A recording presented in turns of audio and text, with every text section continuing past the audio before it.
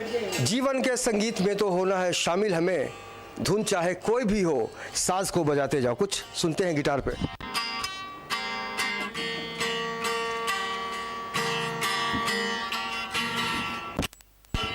तो संगीत में एक जादू है और जाहिर तौर पर हर किसी के जीवन से संगीत जुड़ा है। उसी तरह से समाज सेवा या स्वास्थ्य की हम बातें करते हैं तो समाज में रहने के लिए सबसे ज़्यादा ज़रूरी है आपका स्वस्थ होना।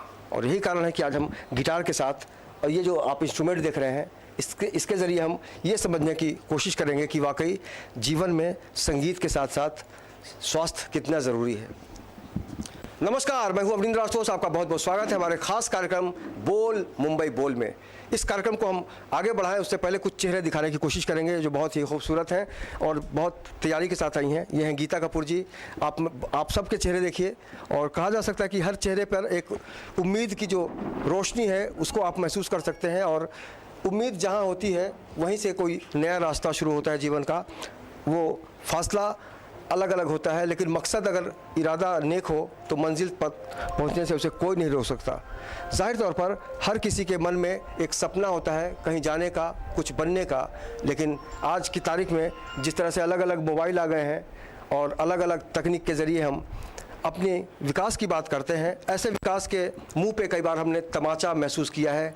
आर्थिक राजधानी जो देश की आर्थिक राजधानी है मुंबई में ऐसी कई समस्याएं हैं लेकिन गगनचुंबी इमारतों के साथ साथ यहाँ पर ऐसी काफ़ी बीमारियाँ भी हैं जिसको महसूस करने की ज़रूरत है। बड़े बड़े अस्पताल हैं लेकिन अस्पतालों तक बहुत सारे गरीब पेशेंट जो हैं वो नहीं जा पाते हैं। कहीं ना कहीं से हम सब की जो जिम्मेदारी है, क्या हम कभी सोच पाते हैं कि हम दावा करते हैं कि समाज सेवा इनका धर्म है और इनका जो फ़र्ज क्या है वो भी हम इनसे समझने की कोशिश करेंगे। बात सबसे पहले करते हैं गीता कपूर की, जो लगातार आम लोगों की समस्याओं को समझते हुए स्वास्थ्य सेवाएँ मुहैया कराने की कोशिश करती हैं। और आज हम गोरेगांव वेस्ट में हैं, मोतीलाल नगर नंबर 3 में। जाहिर तौर पर आज बहुत सारे लोग इस उम्मीद से यहाँ पर आए कि उनके स्वास्थ्य का इलाज किया जाएगा, जांच किया जाएगा। गीता जी, आज का जो आयोजन करना चाहेंगे? आज का आयोजन जो है स्नेह ट्रस्ट जो हमारी है यहाँ पर, इनकी मैं एडवाइज़र हूँ। तो ये ट्रस्ट ने यहाँ पर मेडिकल कैंप अरेंज किया है गरीब लोगों के लिए। और ये जो ट्रस्ट है हमेशा गरीबों की सेवा करते आई है। इसके लिए ये ट्रस्ट ने आज ये कैंप आयोजन किया है गरीब लोगों के लिए। हार्ट, किडनी, ब्रेन कैंसर, ये बड़ी बड़ी बीमारियां हैं। इसके लिए कोई भी गरीब आदमी के लिए खर्चा उठाने की ताकत नहीं होती है। इसके लिए स्नेह ट्रस्ट ने ये आयोजन किया है कि फ्री मुफ्त में इनका ऑपरेशन या इनका इलाज किया जाए। अगर हम अस्पतालों की बात करें, सुविधाओं की बात करें तो हम किसी भी चीज़ में कम नहीं हैं। ये अलग बात है कि बड़े बड़े अस्पतालों के बारे में गरीब सोच नहीं पाता। ये जो 7 हिल्स हॉस्पिटल है वहाँ पर किस तरह का रिस्पांस मिला जब आप किसी पेशेंट को भेजती हैं? देखो, मैंने बहुत से कैंप्स किए 7 हिल में, हमको अच्छा रिस्पांस मिला है। अब तक हमने 700 के ऊपर ऑपरेशंस वहाँ पर सक्सेस हो गए। इज़ अ गुड हॉस्पिटल और कैंप अच्छा करते हैं, डॉक्टर्स आते हैं और रिस्पांस बहुत अच्छा है। अभी तो मैं 5 साल से कैंप उनका कर रही हूँ और यहाँ पर भी मैंने कैंप लगाया हमारे ट्रस्ट के थ्रू से। तो कहीं ना कहीं से ये महसूस करने की बात है कि इस तरह के आयोजन क्यों किए जाते हैं। क्या सरकार ने अपना काम किया है अच्छी तरह से? अगर सरकार या अस्पताल का जो पूरा प्रशासन है अगर हर बीमारी को देखने की कोशिश करे तो शायद इस तरह की नौबत ना आए कि मेडिकल कैंप लगाया जाए। लेकिन सबसे बड़ा सच यही है कि आज भी बीमारी बहुत ज़्यादा है, बीमार बहुत ज़्यादा हैं और सुविधाओं के नाम पर उनको सिर्फ सब्ज बाग दिखाए जाते हैं। बहुत सारे लोग हैं। मैडम, आपका परिचय बताइए। माय नेम इज़ सारा। मैं स्नेह फाउंडेशन ट्रस्ट की एडमिनिस्ट्रेटर हूँ।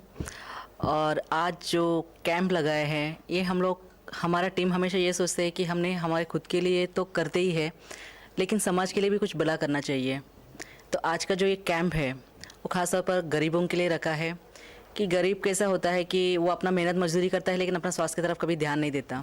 तो अगर ऐसे कैंप से अगर कोई गरीब फ़ायदा उठाना चाहता है और कोई अपना सेहत की तरफ ध्यान देना चाहता है तो हमें खुशी होगी कि इससे वो लाभ उठाए। और आगे का जो प्रोसीजर है हम पूरा कोशिश करेंगे उनको आगे भी बढ़ाने के लिए। अगर हम बीमारी की बात करें तो बहुत सारे यहाँ पर मतलब स्लम एरिया है। यहाँ पे किस तरह से मतलब पेशेंट आप लोगों को कॉन्टेक्ट करते हैं कि आपने क्या महसूस किया, किस तरह की बीमारियाँ ज़्यादा हैं यहाँ पे लोगों के? यहाँ पर ज़्यादातर मलेरिया, डेंगू ऐसे बीमारी यहाँ पर ज़्यादातर है।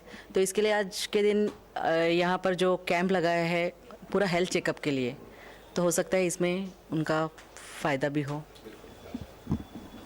सकता है उनका फ़ायदा भी हो, लेकिन सबसे बड़ा फ़ायदा हमारा तब होगा जब हम मानसिक रूप से स्वस्थ हो पाएंगे। मानसिक रूप से स्वस्थ आदमी तभी होता है जब वो आर्थिक रूप से भी स्वस्थ होता है। अगर आपकी जेब में पैसे ही नहीं है तो आप कितना भी हंस लीजिए, आपको मज़ा नहीं आएगा और आपके चेहरे को दुनिया वाले पढ़ लेंगे।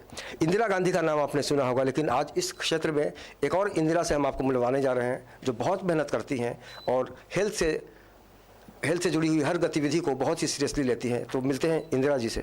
इंदिरा जी, क्या कहेंगी आज की जो स्थिति है? आज हम बहुत विकास की बात करते हैं, अच्छे दिन की बात करते हैं। आपको क्या लगता है कि हमारा समाज कितना बीमार है अगर गरीबों की बात करें? जी, ऐसा है कि वेस्ट में जो है, वेस्ट में इंश्योरेंस रहता है, हर एक बंदे के पास इंश्योरेंस रहता है। और हमारा कंट्री भारत देश हमारा एक डेवलपिंग कंट्री कहा जाता है। तो जो गरीब लोग हैं उनके पास तो डायग्नोसिस, मतलब जो अभी हम चेकअप कर रहे हैं वो करने के लिए ही उतना पैसा भी नहीं है उनके पास, तो ट्रीटमेंट तो बहुत दूर की बात है। तो बहुत सारी बीमारियां हैं जो ये मेन जो लोअर सोशियो इकोनॉमिक स्ट्रेटा में आता है, लोअर मिडिल क्लास स्ट्रेटा में आता है, जिसके लिए गवर्नमेंट कर रहे या नहीं कर रहे वो तो उन तक वो जानकारी नहीं पहुंच रही है।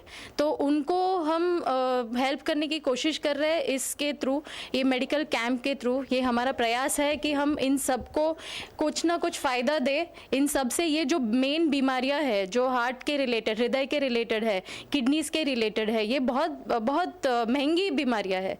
डायग्नोसिस ही महंगा है, तो बाद में जो ट्रीटमेंट होता है वो लाखों में चला जाता है। तो जब हम इनकी ये इस सिचुएशन में हम इनका केयर ले, हम ये मेडिकल चेकअप के थ्रू इनका केयर ले, उसके बाद जैसे गीता मैडम ने बोला उनका सर्जरीज या उनके हेल्थ में सपोर्ट दे, तो ये बहुत उनके लिए सहायता होगी, बहुत हेल्प होगा। तो इसलिए हम ये करना चाहते हैं और आगे भी।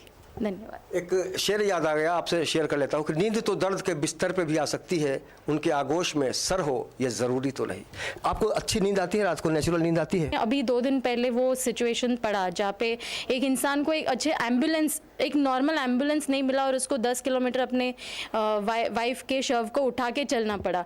ऐसे सब सुनने के बाद नींद कैसे आएगी? मीन्स ऐसे इतने लोग हैं, इतने, जब हम अपने घर में भी खाना वेस्ट करते हैं, हमको इतना चुभता है कि जब हम इमेजेस देखते हैं उन लोगों की, उन बच्चों की जिनके पास खाने के लिए एक निवाला नहीं है और ढूंढते रहते हैं, जब हम ऐसे बीमार लोगों को देखते हैं जिनको ट्रीटमेंट नहीं मिल रहा है, जो रोड के ऊपर पड़े रहते हैं, जिनको कीड़े मकोड़े, मैगेट्स, ये सब रहते हैं। तो मैं भी एक हेल्थ बैकग्राउंड से हूँ, तो मैंने भी एक KM हॉस्पिटल, म्यूनसिपल हॉस्पिटल्स में भी काम किया है। तो ऐसे सब पेशेंट्स को देखा है, बहुत कुछ करना चाहते हैं लेकिन बहुत बार कर नहीं पाते। अभी अपने स्नेह फाउंडेशन के थ्रू और गीता मैडम के सपोर्ट से हम ये कर पा रहे हैं, तो बहुत गर्व की बात है कि कर पा रहे हैं। बट जब ये बहुत अच्छा होगा, सेटिस्फैक्शन, और जो आप नींद की बात कर रहे हैं वो तब आएगा जब हम ज़्यादा से ज़्यादा लोगों तक पहुंच सके और उनको सेवा दे सके। बिल्कुल, बड़ी अच्छी बात कही आपने। सेवा में, सेवा का जो अर्थ है, कई बार लोग मेवा की तरफ देखते हैं। एक बार फिर इनको भी तस्वीर में दिखाइए आप। इनकी भी अपनी जिम्मेदारी है इस समाज को लेकर। और जाहिर तौर पर नींद जो सबसे अच्छी होती है वो ना ड्रिंक के बाद होती है, ना गोली के बाद होती है। हम कहते हैं सुकून की नींद। अगर आपको सुकून की नींद आती है तो वाकई आप बहुत खुशकिस्मत हैं, लेकिन हम लोग वैसे नहीं हैं। हम लोग बहुत मजबूरी में सोते हैं कि सोना पड़ेगा। समस्याएं हैं, काम है, लेकिन सबसे ज़्यादा ज़रूरी सबके लिए आराम है। आराम आप तब कर सकते हैं जब आप बीमार होते हैं, वरना अपने शरीर को आप मशीन की तरह खटाते हैं। फादर, आप कैसे देखते हैं कि एक आदमी मुंबई शहर में अगर भाग दौड़ की बात करता है तो कभी अपने लिए समय नहीं निकाल पाता, तो हेल्थ के लिए कितना उसको जागरूक होना चाहिए?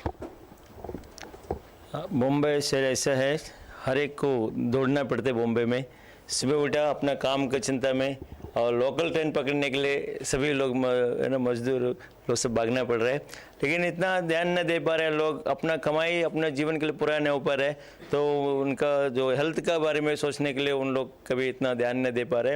लेकिन हम चाहता है हमारा इस ट्रस्ट का तरफ से, मैडम जी की तरफ से लोगों को इस बात का जानकारी देवे, और हो सकता है जितना उनको हम अपना सहयोग के साथ उनका साथ देने के लिए। और यहाँ पर बॉम्बे शहर ऐसा है, सब प्रकार का लोग, सब प्रांतीय लोग यहाँ पर है। और हम अपना अपना सोचेगा तो एक इंसान का हिसाब से हम देखना चाहते हैं, तो हम सभी की है, हम एक भारत देश से, हम अपना देश का हिसाब से हम देखना है, और हम सब मिलकर अगर हम कुछ करना चाहते हैं तो बहुत कुछ कर सकते हैं बॉम्बे में। ये बड़ी अच्छी बात कही कि अगर हम चाहें तो बहुत कुछ कर सकते हैं, लेकिन पिछले दिनों जीएसटी बिल पास हुआ, बड़ा लंबा अंतराल बीता उसको लेकर, बहुत सारे हंगामे हुए, कभी कांग्रेस कभी बाकी पार्टियां, लेकिन अभी सारा जो टैक्स का जो मामला है उसको लेकर एक बिल आएगा। अगर हेल्थ से जोड़कर अगर सारी बीमारियां एक इंसान को एक ही जैसी बीमारी हो सबको, तो कितना मज़ा आए, एक साथ उसका इलाज हो जाएगा। लेकिन आज हज़ारों और लाखों बीमारियां हैं इस देश में। सर, आप रिस्पॉन्स की बात करें तो यहाँ के लोगों का कैसा रिस्पॉन्स मिला है अब तक, अब स्नेह फाउंडेशन को? स्नेहा फाउंडेशन को अभी तक तो अच्छा रिस्पांस मिला है। फिलहाल 1-2 हम लोग ने प्रोग्राम किया है, अच्छा रिस्पांस मिला है, और आगे भी मैं सोच रहा हूँ कि जिस तरह हम लोग कार्यक्रम करेंगे और बहुत सारे मैडम की सहयोग से और बहुत सारे प्रोग्राम हम लोग ने लाइन अप किया है, और मेरे को लगता है और बहुत सारे रिस्पॉन्स हम लोग को ज़रूर मिलेगा। ज़रूरत होती है, बाकी हेल्प की ज़रूरत होती है, वो तो एक चुनौती है। आपको कोई हेल्प करता है कि नहीं इस बारे में, या सिर्फ आप खुद करती हैं सब? नहीं, मेरे को कोई हेल्प अभी तक तो मैंने ली नहीं है, और भगवान के आशीर्वाद से वक्त आया भी नहीं है। लेकिन जो ये स्नेहा ट्रस्ट जो है, हमारी स्नेहा ट्रस्ट, वो जो है मिल के हम लोग काम करते हैं, मिल के हम लोग पैसा निकाल के गरीबों की सेवा करते हैं, तो उसमें मज़ा आ जाती है। और जो मेरी तरफ है, जो मुझे जो भी अपनी बच्ची कमाती है वो भी मुझे मदद करती है, अपने फैमिलीज़ भी है, भाई लोग हैं, वो भी अपने पगार से पैसे निकाल के गरीबों के लिए देते हैं। मेरे फादर लॉयर है, वो भी मुझे हेल्प करते हैं। ऐसा नहीं कि फैमिली बैकग्राउंड भी हेल्प करती है मुझे। और हमारी ट्रस्ट के मेंबर्स इतने अच्छे हैं कि मिलजुल के ये लोग अपने पैकेट से पैसे निकाल के गरीबों की सेवा करते हैं। अभी तक ये ट्रस्ट ने किसी से भी पैसा नहीं मांगा। ये जो हमारे सर हैं, हमारी मैडम जी हैं, कृपा जी सर हैं, इन्होंने इतने सालों से सेवा की। ये आए थे तो इनके पास कुछ नहीं था, लेकिन इन्होंने सेवा करते करते ही भगवान के दया से आज उन्होंने बहुत गरीबों की सेवा की। इसके लिए बहुत खुश है और सेवा में आगे बढ़ रहे हैं। आप चूंकि बहुत संक्षेप में जवाब दीजिएगा, बुरा मत लीजिएगा इसको। ये पॉलिटिक्स में भी है, महिला आघाड़ी जो है ना आरपीआई की, उसकी सचिव है महाराष्ट्र की। आपको लगता है कि इस सेवा के बदले कभी मेवा भी मिले? देखो, मैंने तो कभी मेवा का सोचा नहीं है। अगर मैं मेवा बोलती थी ना तो बहुत कुछ मेवा खा लेती थी, लेकिन मेवा खाना, मेरा एक ही बच्ची है, मुझे क्या करना है? मुझे सेवा करके अपना लाइफ का एंड करना है। मरेगी तो दुनिया का नाम ही लेके जाना है, सब कुछ यहाँ ही रहना है। तो मेवा नहीं चाहिए, मुझे सेवा चाहिए, लोगों की सेवा करने का मौका मिले। यही मैं अपना आरपीआई के तरफ से भी, अपने जितने ट्रस्ट हैं मेरे, उनके तरफ से मेरा सेवा का मौका, मुझे लोगों तक मेरी सेवा पहुँचना चाहिए, यही मैं उम्मीद करती हूँ। और क्या सोचते हैं समाज के बारे में, बीमारियों के बारे में और इस देश की समस्याओं के बारे में? ब्रेक के बाद हम फिर हाजिर होंगे, तब तक आप देखते रहिए इन 24 न्यूज़ मेरे साथ।